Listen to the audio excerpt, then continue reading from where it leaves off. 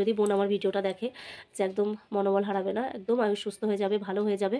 গোপালকে ডাকো। আমি যা যা সমস্যার সম্মুখীন হয়েছি বোন, তাতে করে আমি গোপালকে খুব বিশ্বাস করি। তুমি গোপালের উপর বিশ্বাস রাখো, আয়ুষ খুব তাড়াতাড়ি সুস্থ হয়ে যাবে। কথা বলতে এগুলো আমি খুব অনুভব করি, কেননা আমি তো প্রত্যেকটা এই 2টো বছর অনেক কিছু ফেস করেছি।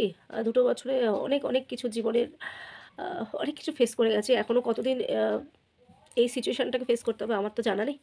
তো এটাই বলার যে প্লিজ হাত জোড় করে রিকোয়েস্ট করবো, বাচ্চা শিশুটার পাশে একটু দাঁড়াও।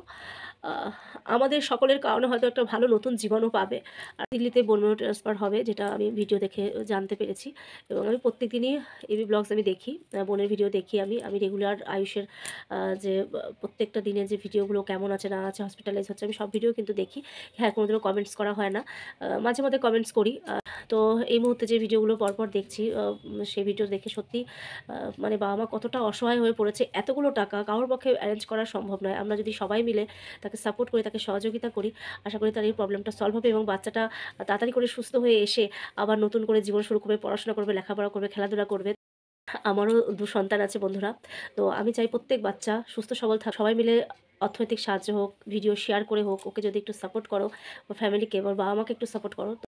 তো একটাই রিকোয়েস্ট করব সকলের কাছে, প্লিজ অর্থনৈতিক সাপোর্ট তো খুব প্রয়োজন। এবং যারা যারা অর্থনৈতিক সাপোর্ট করতে পারবে না, যেমন আমি নিজেই সেভাবে হয়তো সাপোর্ট করতে পারবো না, কিন্তু আমি ভিডিও শেয়ার করছি, আমার কমিউনিটি পোস্টে আমি দিচ্ছি। প্লিজ প্লিজ প্লিজ এইভাবেই সবার কাছে পৌঁছে দাও, যাতে বাচ্চাটা যেন অনেক অনেক আর্থিক সাহায্য পায়, কেননা ওর ট্রিটমেন্ট করতে কিন্তু প্রচুর পয়সা খরচা হবে। বন্ধুরা, কেমন আছো তোমরা সবাই? আশা করি ভালো আছো, সুস্থ আছো। আমি আছি মোটামুটি। অঞ্জনা ক্রিয়েশনে তোমাদের সকলকে অনেক অনেক স্বাগত। থাম্বনেল দেখে নিশ্চয়ই বুঝতে পেরেছো যে আমি কার সম্বন্ধে কথা বলতে চলেছি আজকে।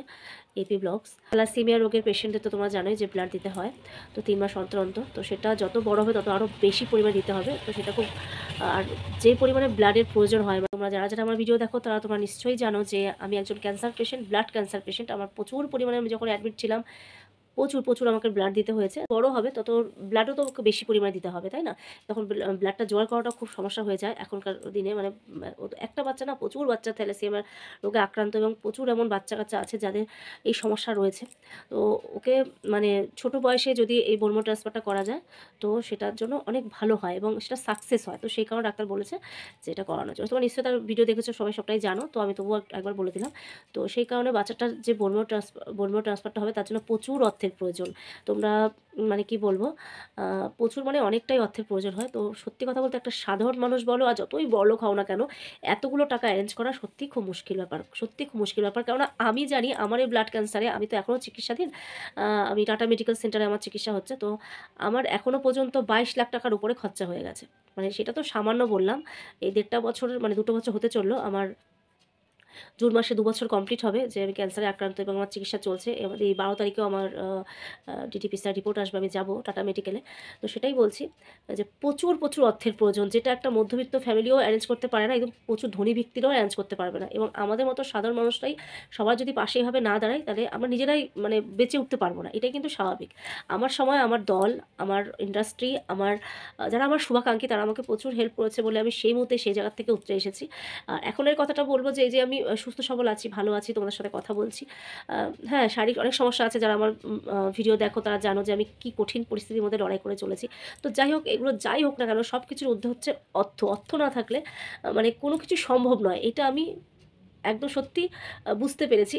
আর বুঝতে পেরেছি প্রত্যেকেই বোঝে অর্থটাই জীবনের সব। তো যাই হোক, এত বড় করে লাভ নেই। যেটা কথা বলতে এসেছি সেটাই বলি, যে তো প্লিজ তোমাদের কাছে একটাই রিকোয়েস্ট। 6 বছর একজন শিশু যে স্কুলে এখনও ভর্তি হতে পারেনি, এই সমস্যাটার জন্য তাকে ভর্তি করেনি, এবং খুব তাড়াতাড়ি টাকা পয়সা অ্যারেঞ্জ হলে নিশ্চয়ই তারা খুব তাড়াতাড়ি বাচ্চাটাকে দিল্লিতে নিয়ে গিয়ে চিকিৎসা করানোর চেষ্টা করবে। এবং সেটা সম্ভব হবে প্রত্যেকের সহযোগিতা, প্রত্যেকের সাপোর্টে। কারণ এতটা টাকা পয়সা সত্যি কথা বলতে অ্যারেঞ্জ করা খুবই মুশকিল। আমি সেটা কি বলবো, অন্তর থেকে বুঝি। তো আমি বোনকে বলবো, যদি বোন আমার ভিডিওটা দেখে, যে একদম মনোবল হারাবে না, একদম আয়ুষ সুস্থ হয়ে যাবে, ভালো হয়ে যাবে। গোপালকে ডাকো। সত্যি গোপাল আছে, এটা আমি অনুভব করি। সত্যি গোপাল আছে। আজকে আমি যা ক্রাইসিসে ভুগছি, আমি যা যা সমস্যার সম্মুখীন হয়েছি বোন, তাতে করে আমি গোপালকে খুব বিশ্বাস করি। তুমি গোপালের উপর বিশ্বাস রাখো, আয়ুষ খুব তাড়াতাড়ি সুস্থ হয়ে যাবে, এবং সবাই সাপোর্টে, সবার আশীর্বাদে আয়ুষ সুস্থ হয়ে যাবে, ভালো হয়ে যাবে, এবং স্কুল যাবে, পড়াশোনা করবে, একদম সাধারণ জীবনযাপন করবে। তো তুমি একদম টেনশন নিও। আর প্লিজ বন্ধুরা, তোমাদের কাছে একটা রিকোয়েস্ট করবো, অর্থনৈতিক সাহায্য না করতে পারলে ভিডিওটা শেয়ার করো। প্লিজ পাশে থেকো, সাপোর্টে থেকো, সকলে সকলে ভালো থেকো, সুস্থ থেকো। জয় গোপাল সকলকে, টাটা।